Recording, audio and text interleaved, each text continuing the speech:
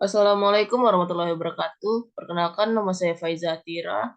Di sini dia akan sedikit menjelaskan tentang hukum pemerintahan daerah dan OTDA. Desentralisasi. Desentralisasi saat ini telah menjadi asas penyelenggaraan pemerintahan yang diterima secara universal dengan berbagai macam bentuk aplikasi di setiap negara. Penerimaan desentralisasi sebagai asas dalam penyelenggaraan pemerintahan disebabkan oleh fakta bahwa tidak semua urusan pemerintahan dapat diselenggarakan secara sentralisasi, mengingat kondisi geografis, kompleksitas perkembangan masyarakat, kemajemukan struktur sosial dan budaya lokal.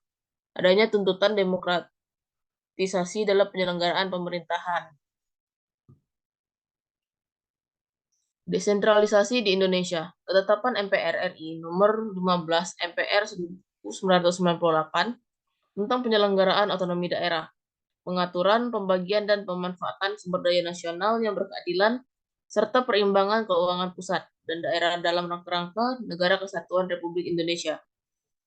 Pada 1999, lahir Undang-Undang Nomor 22 Tahun 2000, tahun 1999 tentang Pemerintahan Daerah dan Undang-Undang Nomor 25 Tahun 1999 yang mengatur hubungan keuangan pusat dan daerah, menggantikan Undang-Undang Nomor 5 Tahun 1974 yang sentralistik. Pada 2004, Undang-Undang Nomor 22 Tahun 1999 dan Undang-Undang Nomor 25 Tahun 1999 dipandang perlu direvisi. Hingga lahir Undang-Undang Nomor 32 Tahun 2004 tentang pemerintahan daerah dan Undang-Undang Nomor 33 Tahun 2004 tentang perimbangan keuangan. Pada 2014 dan 2015 dilakukan perubahan dengan lahirnya Undang-Undang Nomor 23 Tahun 2014 dan Undang-Undang Nomor 9 Tahun 2015 tentang perubahan Undang-Undang 23 Tahun 2014 tentang pemerintahan daerah dan Undang-Undang Nomor 1 Tahun 2022 tentang hubungan keuangan antara pemerintah pusat dan pemerintah daerah. Definisi pemerintahan menurut Dr. E. Utrecht dalam bukunya Pengantar dalam Hukum Indonesia, pemerintah adalah kumpulan semua badan kenegaraan yang berkuasa memerintah dalam arti kata yang luas, termasuk semua badan kenegaraan yang berkewajiban menyelenggarakan kesejahteraan umum, yaitu badan-badan kenegaraan yang bertugas membuat peraturan, badan-badan kenegaraan yang bertugas menyelenggarakan, dan mempertahankan peraturan yang dibuat oleh badan-badan yang disebut pertama. Badan-badan yang bertugas mengadili. Pemerintah merupakan kumpulan badan-badan kenegaraan tertinggi atau suatu badan kenegaraan tertinggi yang berhak memerintah di wilayah atau negara seperti raja, presiden, atau perdana menteri. Pemerintah dalam arti presiden bersama-sama dengan kabinet.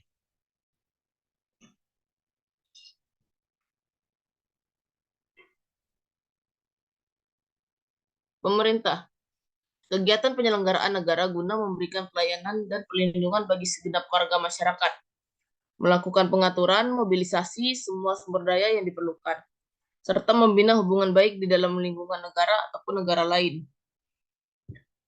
Dalam arti luas, pemerintahan adalah segala aktivitas yang dilakukan negara guna menyelenggarakan kesejahteraan rakyat serta kepentingan negara yang meliputi eksekutif, legislatif, dan yudikatif, dari pemerintah pusat sampai daerah. Dan dalam arti sempit, pemerintahan adalah segala aktivitas yang diselenggarakan hanya oleh eksekutif saja. Dalam hal ini, presiden, raja, ataupun perdana menteri. Konsep pemisahan dan pembagian kekuasaan. Menurut John Locke, ada 3, yaitu legislatif, eksekutif, dan federatif. Dan menurut Montesquieu, ada 3 juga, yaitu legislatif, eksekutif, dan yudikatif. Pembagian kekuasaan. Dalam rangka menyelenggarakan kepentingan rakyat, mencegah kesewenang-wenangan.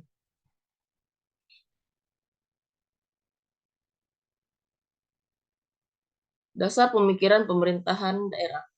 Pelaksanaan pemerintahan daerah merupakan salah satu aspek struktural dari suatu negara, sesuai dengan pandangan bahwa negara sebagai sebuah organisasi jika dilihat dari sudut ketatanegaraan. Sebagai sebuah organisasi, pelaksanaan pemerintahan daerah diharapkan dapat memperlancar mekanisme roda kegiatan organisasi. Pendelegasian sebagai wewenang dari seseorang atau instansi atau suatu organisasi merupakan salah satu asas yang berlaku universal bagi setiap organisasi, yaitu dengan tujuan agar kebijakan dapat terlaksanakan dengan efektif, meringankan beban kerja pimpinan, memancarkan peranan pimpinan sehingga terjadi demokratisasi dalam kegiatan organisasi.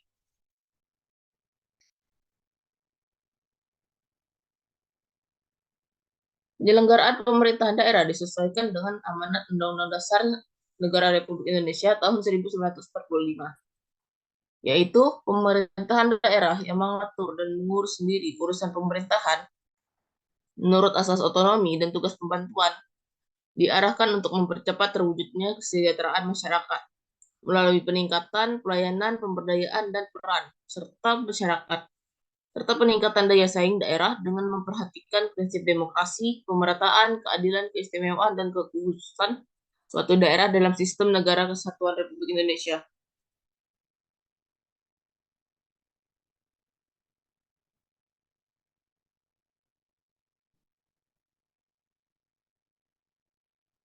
Selanjutnya ada konsep pemisahan dan pembagian kekuasaan menurut Miriam Budiarjo. Itu ada dua, secara horizontal dan secara vertikal. Sejarah penyelenggaraan pemerintahan daerah di Indonesia. Perjalanan sejarah otonomi daerah di Indonesia selalu ditandai dengan lahirnya suatu produk perundang-undangan yang menggantikan produk sebelumnya. Perubahan tersebut pada suatu sisi menandai dinamika orientasi pembangunan daerah di Indonesia dari masa ke masa. Tapi, di sisi lain, hal ini dapat dipahami sebagai bagian dari eksperimen politik penguasa dalam menjalankan kekuasaannya. Pada awal kemerdekaan, di era kemerdekaan Pasal 1 Undang-Undang Dasar 1945 menetapkan negara Indonesia adalah negara kesatuan yang berbentuk republik. Pasal 18 Undang-Undang Dasar 1945 beserta penjelasannya menyatakan bahwa daerah Indonesia terbagi dalam daerah yang bersifat otonom atau bersifat daerah administrasi.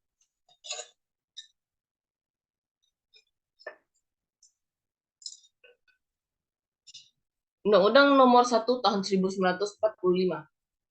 Setelah berlakunya sejarah kemerdekaan Indonesia, pemerintah negara Indonesia yang telah terbentuk mulai memikirkan bagaimana sebaiknya pemerintahan di negara ini berlangsung.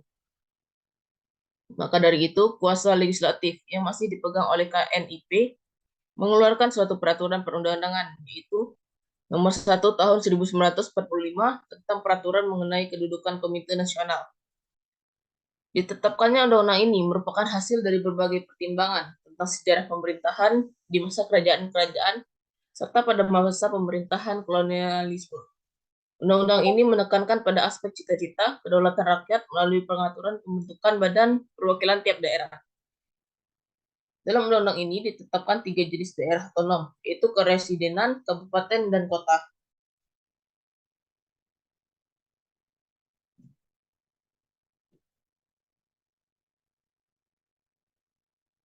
Undang-Undang Nomor 1 Tahun 1945, pada masa pemberlakuan undang-undang ini, otonomi yang diberikan kepada daerah disebut otonomi Indonesia, yang berdasarkan kedaulatan rakyat, dan karenanya lebih luas dari otonomi daerah zaman Belanda. Jenis urusan dan wewenang yang dijadikan urusan rumah tangga daerah belum ditetapkan secara rinci. Pembatasannya apapun dapat diputuskan dan dilakukan daerah sepanjang tidak bertentangan dengan peraturan pusat dan daerah yang lebih tinggi. Untuk membiayai urusan rumah tangga daerah, hampir 100% ditanggung oleh daerah, sesuai dengan kemampuan masing-masing. Pada masa ini, kebijakan otonomi daerah dan implementasinya lebih ditunjukkan pada upaya mempertahankan kemerdekaan.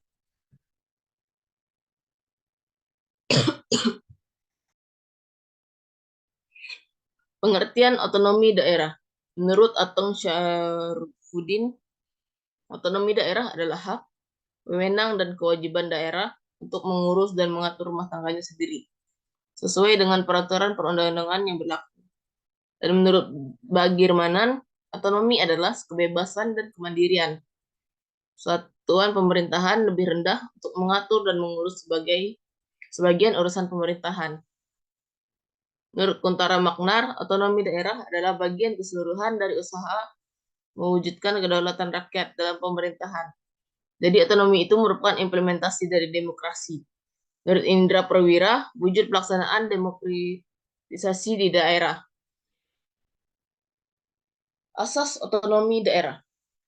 Desentralisasi adalah penyerahan urusan pemerintahan oleh pemerintah pusat pada pemerintah daerah. Otonom berdasarkan asas otonomi daerah. Dekonsentrasi adalah pelimpahan sebagian urusan pemerintah yang menjadi kewenangan pemerintah pusat kepada gubernur sebagai wakil pemerintah pusat, kepada instansi vertikal di wilayah tertentu, atau kepada gubernur dan bupati wali kota sebagai penanggung jawab urusan pemerintahan umum.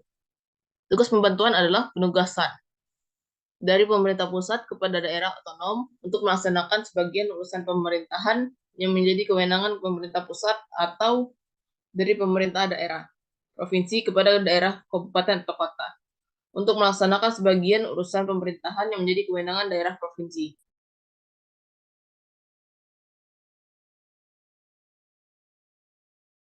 Tujuan otonomi daerah. 1. Peningkatan pelayanan dan kesejahteraan masyarakat yang semakin baik. 2. Pengembangan kehidupan demokrasi, keadilan dan pemerataan. 3. Pemeliharaan hubungan yang serasi antara pusat dengan daerah dan antar daerah dalam rangka menjaga keutuhan NKRI. 4. Mendorong untuk memperdayakan masyarakat. 5. Menumbuhkan praksara dan kreativitas. Meningkatkan peran serta masyarakat dan mengembangkan peran dan fungsi DPRD. Ada jenis otonomi. Yang pertama ada material. Material itu dibagi 3 juga. Ada rigid, tegas, dan limitatif. Kedua ada formil. Tidak ada batas kecuali urusan pusat dan daerah tingkat atasnya. Yang ketiga ada real. Kombinasi material dan formil. Asas pelaksanaan otonomi daerah. Pertama ada otonomi luas, otonomi nyata, dan otonomi bertanggung jawab.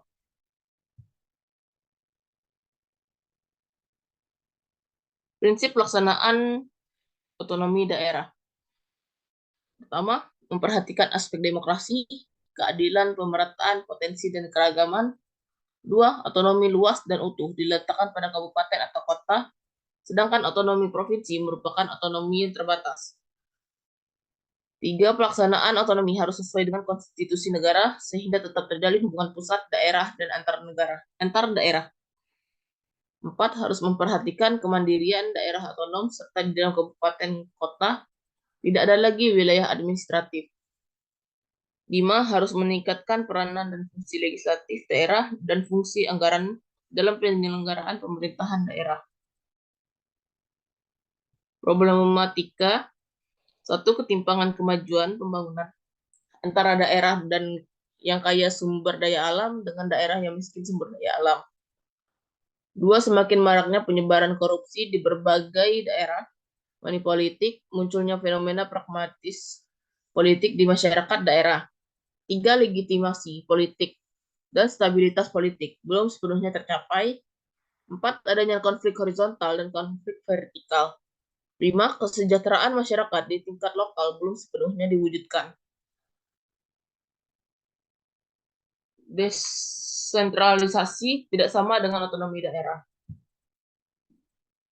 Dimensi-dimensi desentralisasi. Pertama ada desentralisasi politik, yaitu pengembangan demokrasi di tingkat lokal. Misalnya politis, birokrat, dan grassroots. 2. Masyarakat bebas memilih pemimpin pemdanya. 3. Penguatan lembaga-lembaga lokal seperti DPRD, institusi politik lokal lainnya seperti partai politik, civil society, dan kelompok kepentingan lainnya. Lalu meningkatkan akuntabilitas dan responsivitas. Sedangkan desentralisasi fiskal, yaitu transfer keuangan dari pemerintah pusat kepada daerah. Kemampuan daerah untuk self-financing dalam memperoleh meningkatkan pendapatan dan membiayai pengeluaran, alokasi, dan distribusi. Pemda mendapatkan penerimaan pajak, retribusi, dan pendapatan bukan pajak. Pemda dapat melakukan pembiayaan bersama dengan sektor swasta dan dapat penyertaan modal atau pinjaman lokal lainnya. Ketiga, ada desentralisasi administrasi, yaitu delegasi kekuasaan, kewenangan, atau urusan pemerintahan dari pusat kepada daerah, menekankan pada aspek efisiensi, efektivitas, dan akuntabilitas pemerintahan. Pemda lebih baik dalam penyelenggaraan pelayanan publik. Pemda lebih banyak berkreasi dan berinovasi dalam hal penyelenggaraan pemerintahan. Landasan konstitusional otonomi khusus. Menurut pasal 18 ayat B, negara mengakui dan menghormati satuan-satuan pemerintah daerah yang bersifat khusus atau bersifat istimewa, daerah yang bersifat khusus atau bersifat istimewa yang diatur dalam undang-undang. Penjelasan pasal 18 yang asli, dalam teritori negara Indonesia terdapat lebih kurang 250 Busron dan Seven dan Games 7. Daerah-daerah ini mempunyai susunan asli dan oleh karenanya dapat dianggap sebagai daerah istimewa. Negara Republik Indonesia menghormati kedudukan daerah-daerah istimewa tersebut. Dan segala peraturan negara mengenai daerah-daerah itu akan mengingat hak-hak asal-usul daerah tersebut. Landasan yuridis. Berdasarkan Undang-Undang Nomor 22 Tahun 1999 tentang pemerintah daerah. Pasal 122, keistimewaan untuk Provinsi Daerah Istimewa Aceh dan Provinsi Daerah Istimewa Yogyakarta sebagaimana dimaksud dalam Undang-Undang Nomor 5 Tahun 1974 adalah tetap dengan ketentuan bahwa penyelenggaraan pemerintah Provinsi Aceh dan Provinsi Istimewa Yogyakarta didasarkan pada undang-undang ini. Undang-Undang Nomor 32 Tahun 2004 tentang Pemerintah Daerah, Pasal 226. Ketentuan dalam undang-undang ini berlaku bagi Provinsi Daerah Khusus, Ibu Kota Jakarta, Provinsi Nenggro Aceh Darussalam, Provinsi Papua, dan Provinsi Daerah Istimewa Yogyakarta, sepanjang tidak diatur secara khusus dalam undang-undang tersendiri. Undang-Undang Nomor 23 Tahun 2014, Pasal 339. Ketentuan dalam undang-undang ini berlaku juga bagi Provinsi Daerah Istimewa Yogyakarta, Provinsi Aceh, Provinsi Papua, dan Provinsi Papua Barat, sepanjang tidak diatur secara khusus dalam undang-undang yang mengatur keistimewaan dan kekhususan daerah tersebut. Daerah Istimewa Yogyakarta meliputi wilayah Kesultanan Yogyakarta, Hadriningrat, 1755 dan Kadipaten Pakualaman 1813. Amanat 5 September 1945, Amanat 30 Oktober 1945 menyatakan Kesultanan dan Pakualaman sebagai daerah istimewa dan dari NKRI mengurus diri sendiri segala urusan dalam negeri, bertanggung jawab langsung ke Presiden. Piagam Penetapan Presiden Republik Indonesia 19 Agustus 1945. Undang-Undang Nomor 3 Tahun 1950 tentang pembentukan Daerah Istimewa Yogyakarta. Daerah Istimewa Aceh. Undang-Undang Nomor 24 Tahun 1956 tentang pembentukan Daerah Otonomi Provinsi Aceh. Keputusan Perdana Menteri Republik Indonesia 26 Mei 1959 diberi status daerah istimewa dengan kesebutan Daerah Istimewa Aceh. Itu ada agama atau syariat Islam, peradatan, dan pendidikan.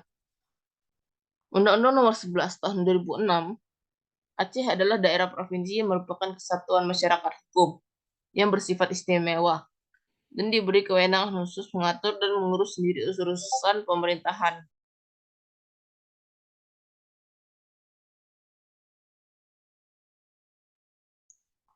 Otonomi khusus Aceh.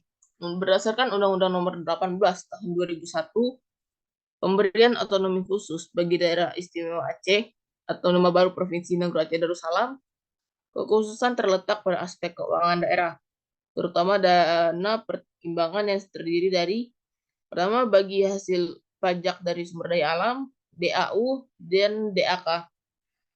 DPRA, Kanum, Wali Nangro dan Tuhan Nagro, Kepolisian Daerah, Kejaksaan, Mahkamah Syariah.